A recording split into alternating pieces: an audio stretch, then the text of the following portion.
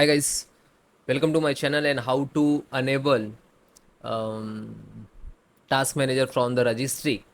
So first click to start and type run. Okay, then type registry regid, then click to OK, then click yes. Now this is your registry in the computer. Current user, extract, software, this is software, scroll down, Microsoft. Okay, and this is, you can see also URL there. Okay, scroll down,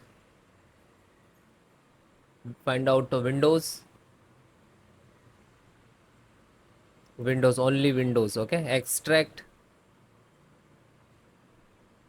then current version, extract, scroll down, then find out the policy.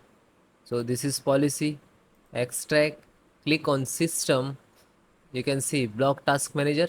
So double click and value only 0, and then click apply, and then close it, then restart your system, and then please check it. Thank you.